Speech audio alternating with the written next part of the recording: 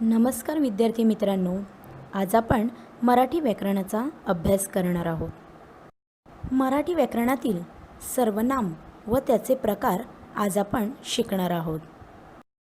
सर्वनामाची व्याख्या बघा। एखाद्या नामाऐवजी वापरल्या गेलेल्या शब्दाला सर्वनाम असे म्हणतात। आता सर्वनाम म्हणजेच प्रोनाउन। वाक्यामध्ये नामाच्या जागी जेव्हा दुसरा शब्द वापरला जातो तेव्हाच त्याला काय म्हणतात? सर्वनाम म्हणतात। उदाहरण बघूया आपण। मी, तू, तो, ती, ते, आम्ही, तुम्ही, आपण, हा, ही, हे, जो, जी, जे, त्याचा, त्याची, त्याचे, कोण, काय, स्वतः इत्यादी। हे सर्व काय आहेत? सर्वनाम आहेत। नाम न यूज करता जेव्हा हे शब्द यूज करतात त्यालाच काय म्हणतात? सर्वनाम म्हणतात। आपण खाली एक उदाहरण बघूया। रमा खूप हुशार आहे। आता या वाक्यामध्ये रमा हे काय आहे? नाम आहे, बरोबर की नाही? खाली बघा, ती खूप हुशार आहे। आता येथे नाम न वापरता कुठला वर्ड वापरलेला आहे, शब्द वापरला आहे? तर ती। तर ती हे काय आहे? सर्वनाम आहे। वाक्यामध्ये नामाऐवजी जेव्हा दुसरा शब्द वापरला जातो त्यालाच काय म्हणतात? सर्वनाम म्हणतात।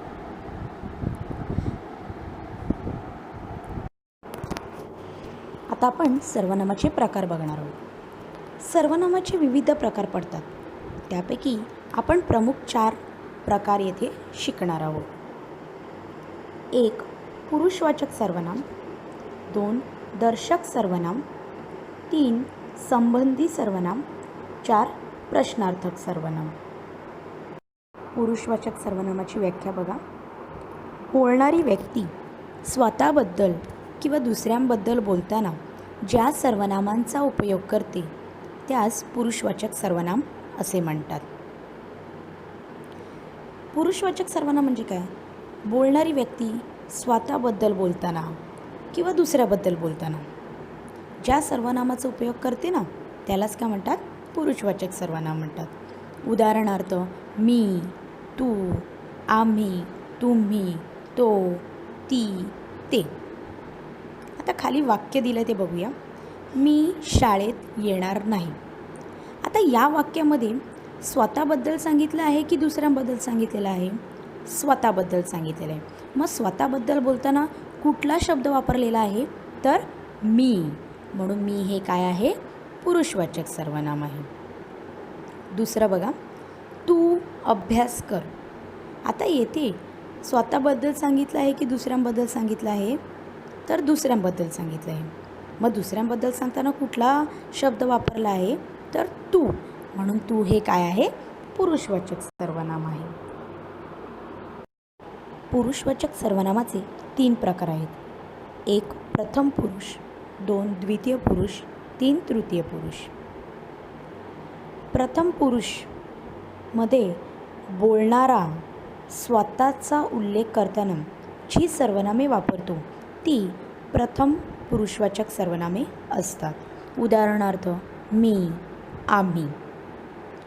द्वितीय पुरुषवाचक सर्वनामामध्ये ज्याच्याशी बोलायचे त्याचा उल्लेख करताना जी सर्वनामे वापरतो ती द्वितीय पुरुषवाचक सर्वनामे असतात। उदाहरणार्थ तू, तुम्ही। तृतीय पुरुषवाचक सर्वनाममध्ये ज्यांच्याविषयी बोलायचे त्या व्यक्तीचा उल्लेख करताना जी सर्वनामे वापरतात ती तृतीय पुरुषवाचक सर्वनामे असतात। उदाहरणार्थ तो, ती, त्या। सर्वनामाचा दुसरा प्रकार बघणार आहोत, दर्शक सर्वनाम। ज्या सर्वनामाचा उपयोग जवळची किंवा दूरची वस्तू दाखवण्यासाठी केला जातो त्या सर्वनामाला दर्शक सर्वनाम असे म्हणतात। दर्शक सर्वनाम म्हणजे जवळची किंवा दूरची वस्तू दाखवण्यासाठी ज्या सर्वनामाचा उपयोग करतो त्यालाच दर्शक सर्वनाम असे म्हणतात। उदाहरणार्थ हा, ही, हे, ह्या, तो, ती, ते, त्या। आता येथे हा, ही, हे, ह्या हे जे शब्द आहेत हे जवळची वस्तू दाखवण्यासाठी आपण या सर्वनामांचा उपयोग करतो. तो, ती, ते, त्या हे दूरची वस्तू दाखवण्यासाठी आपण ह्या सर्वनामांचा उपयोग करतो. खाली वाक्य पहा. हे पेन आहे. आता येथे हे काय आहे? दर्शक सर्वनाम आहे. कारण हे पेन आहे, हे हा काय करतो? जवळची वस्तू दाखवण्यासाठी आपण याचा उपयोग करतो. म्हणून हे काय आहे? दर्शक सर्वनाम आहे. ते झाड आहे. येथे ते हे काय आहे? दर्शक सर्वनाम आहे. का? कारण ते हे काय? आपण दूरची वस्तू दाखवण्यासाठी ते हा शब्द वापरला आहे. म्हणून ते हे काय आहे? दर्शक सर्वनाम आहे. समजलं तुम्हाला की दर्शक सर्वनाम म्हणजे जवळची वस्तू किंवा दूरची वस्तू दाखवण्यासाठी आपण ज्या सर्वनामाचा उपयोग करतो त्यालाच दर्शक सर्वनाम म्हणतात. जवळची वस्तू कोणती? हा, ही, हे, ह्या या सर्वनामांचा उपयोग करतो. दूरची वस्तू दाखवण्यासाठी कुठल्या सर्वनामांचा उपयोग करतो? तो, ती, ते, त्या. सर्वनामाचा आता आपण तिसरा प्रकार बघणार आहोत. संबंधी सर्वनाम. संबंधी सर्वनाम म्हणजे काय? वाक्यात पुढे येणाऱ्या दर्शक सर्वनामाशी संबंध दाखविणाऱ्या सर्वनामांना संबंधी सर्वनामे असे म्हणतात. उदाहरणार्थ जो, जी, जे, ज्या, जे, ते. आता खालील वाक्य बघा. जे चकाकते ते सोने असतेच असे नाही.